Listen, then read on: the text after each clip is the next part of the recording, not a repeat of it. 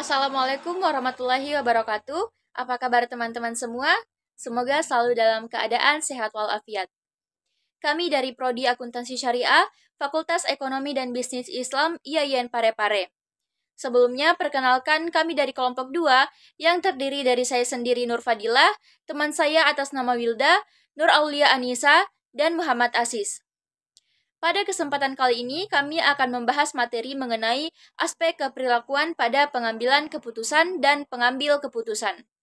Pengambilan keputusan ialah proses untuk memilih satu jalan untuk berperilaku dari beberapa pilihan jalan. Pengambilan keputusan sendiri dapat menentukan proses pemecahan masalah yang sedang dihadapi. Hal ini pastinya akan selalu ada dalam kehidupan kita sehari-hari. Nah, untuk penjelasan lebih lanjut, mari kita simak pembahasan berikut ini. Baik, sebelumnya perkenalkan saya Nur Aulia Anissa sebagai pemateri pertama yang akan memaparkan materi mengenai cara pengambilan keputusan dalam organisasi. Nah, sebelum mengetahui cara pengambilan keputusan dalam organisasi, kita terlebih dahulu mengetahui apa itu pengambilan keputusan.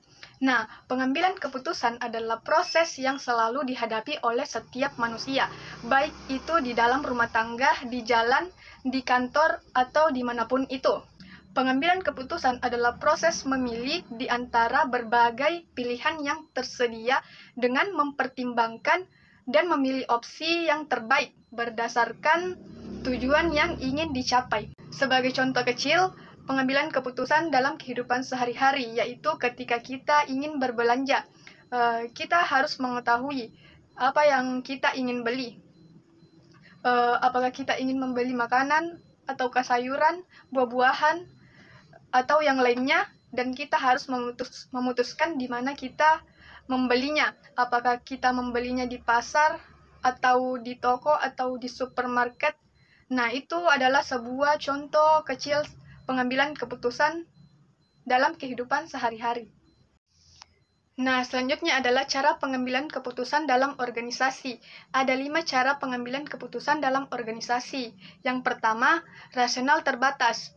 Pengambilan keputusan dengan cara rasional terbatas adalah pendekatan di mana individu membuat keputusan yang memadai atau cukup baik berdasarkan keterbatasan waktu, informasi, pengetahuan, dan kapasitas mental yang dimiliki. Contohnya, ketika organisasi perlu memilih supplier untuk memenuhi kebutuhan barang atau bahan baku, manajer mungkin menggunakan heuristik seperti harga kompetitif, reputasi supplier, atau rekomendasi dari pihak lain yang sudah berpengalaman dengan supplier tersebut.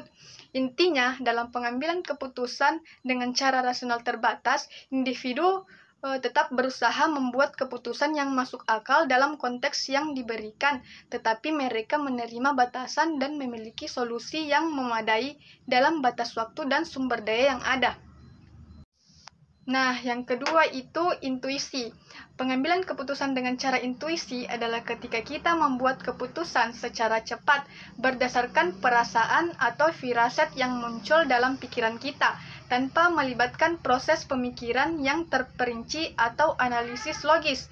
Biasanya berdasarkan pada pengetahuan dan pengalaman yang tersembunyi atau tidak disadari.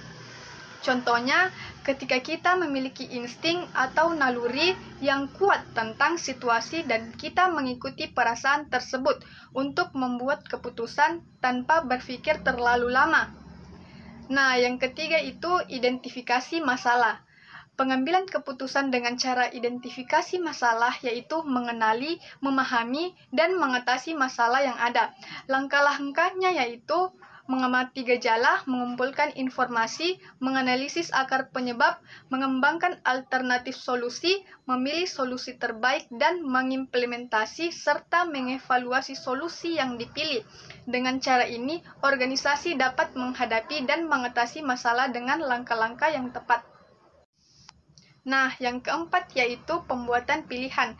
Pengambilan keputusan dengan cara pembuatan pilihan adalah proses mempertimbangkan berbagai alternatif yang tersedia dan memilih satu opsi yang dianggap paling sesuai. Contohnya, sebuah perusahaan harus memutuskan strategi pemasaran yang akan mereka gunakan untuk meluncurkan produk baru. Manajer mempertimbangkan berbagai opsi seperti iklan televisi, kampanye media sosial, atau program loyalitas. Setelah membandingkan semua opsi, mereka memilih opsi pemasaran yang dianggap paling efektif untuk mencapai target pasar. Yang kelima adalah perbedaan individual. Pengambilan keputusan dengan cara perbedaan individual dalam organisasi adalah tentang perbedaan pendekatan yang diambil oleh individu dalam mengambil keputusan. Setiap orang memiliki gaya dan preferensi yang berbeda. Beberapa orang mengandalkan insting dan pengalaman pribadi, sementara yang lain cenderung menggunakan analisis logis atau data yang tersedia. Contohnya, seorang manajer penjualan dapat menggunakan pendekatan intuitif dengan mengandalkan pengalaman dan insting pribadinya dalam memilih strategi. Di sisi lain, seorang manajer penjualan lainnya mungkin menggunakan pendekatan analisis dengan melakukan analisis pasar dan data penjualan sebelum mengambil keputusan. Nah, yang keenam itu keterbatasan organisasi. Pengambilan keputusan dengan cara keterbatasan organisasi terjadi ketika organisasi menghadapi pembatasan dalam sumber daya, waktu, informasi, atau faktor lainnya yang mempengaruhi proses pengambilan keputusan. Dalam kondisi ini, organisasi harus membuat keputusan yang terbaik dengan mempertimbangkan batasan yang ada. Contohnya, jika organisasi memiliki keterbatasan anggaran, mereka harus memilih dengan bijak dalam mengalokasikan dana yang tersedia. Jika organisasi memiliki keterbatasan waktu, mereka harus mengambil keputusan yang cepat tanpa banyak waktu untuk analisis yang mendalam. Selanjutnya yaitu peran kepribadian dan gaya kognitif dalam pengambilan keputusan. Karena manusia selalu membuat keputusan, maka banyak riset yang mengarah pada bagaimana perbedaan psikologis dapat mempengaruhi keputusan. Perbedaan psikologis individu itu sendiri dapat dibagi menjadi dua kategori, yaitu kepribadian dan gaya kognitif. Kepribadian mengacu pada sikap atau keyakinan individu, sementara gaya kognitif mengacu pada cara atau metode yang mana seseorang menerima, menyimpan, memproses, serta meneruskan informasi. Adapun peran informasi akuntansi dalam pengambilan keputusan, yaitu keputusan manajemen mempengaruhi kejadian atau tindakan masa depan. Keputusan tersebut dapat mempengaruhi peristiwa masa depan dan mempengaruhi semua kejadian atau tindakan setelah keputusan itu dibuat. Tidak ada kejadian atau tindakan yang dapat diubah oleh suatu keputusan ketika kejadian tersebut telah selesai. Informasi akuntansi yang fokus pada peristiwa di masa lalu tidak dengan sendirinya dapat mengubah kejadian, kecuali jika hal itu dilakukan melalui proses pengambilan keputusan. Selanjutnya, hipotesis keperilakuan dari dampak data akuntansi. Informasi akuntansi adalah salah satu input dalam metode pengambilan keputusan. Input tersebut dapat bersifat keuangan maupun non-keuangan. Hal ini bergantung pada pengambil keputusan untuk memutuskan apakah input tertentu relevan atau tidak. Hanya jika pengambil keputusan memandang informasi akuntansi sebagai informasi yang relevan untuk jenis keputusan yang akan diambil, maka informasi tersebut akan mempengaruhi hasil keputusan. Misalnya, umpan balik. Untuk memahami perubahan dalam metode atau istilah akuntansi dan untuk menyesuaikan aturan pengambilan keputusan, maka pengambil keputusan harus menerima informasi mengenai perubahan tersebut atau memilih umpan balik tidak langsung mengenai perubahan tersebut. Fiksasi fungsional.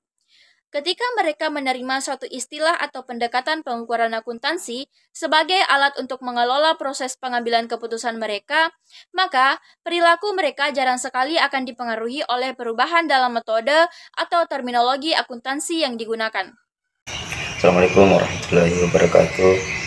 Pada kesempatan ini saya akan menjelaskan materi mengenai studi kasus dan uraian kasus. Nah, yang diangkat di sini yang berasal dari PT Bank Century. Nah, PT Bank Century ini adalah salah satu perusahaan perbankan yang ada di Indonesia yang didirikan pada tahun 1992 dengan nama Bank Century. Nah, namun ia berubah nama menjadi PT Bank Century Tbk pada tahun 2004. Lalu pada tahun 2008 PT Bank Century TBK ini mengalami masalah yang signifikan. Nah, uraian kasusnya ialah pada tahun 2008 ia menghadapi masalah likuiditas yang serius. Nah, dalam upaya mengatasi krisis tersebut, pemerintah Indonesia menyuntikkan dana sebesar 6,7 triliun rupiah kepada Bank Senturi TBK tersebut.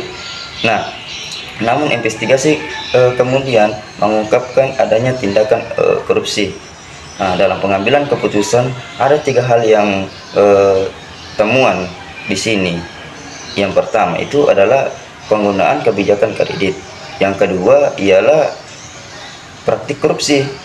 Nah, yang ketiga adalah kegagalan tata kelola yang baik. Nah, inilah 3 hal yang menyebabkan kenapa adanya permasalahan di sini, kenapa ada kasus yang besar. Nah, dari 3 hal tersebut, makanya tadi Bank Indonesia ingin menyelamatkannya, namun ada 3 hal yang sangat mempengaruhi masalah tersebut.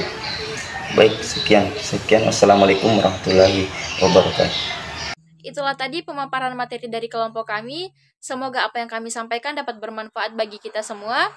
Lebih dan kurangnya mohon dimaafkan. Wabillahi taufiq wal hidayah. Wassalamualaikum warahmatullahi wabarakatuh.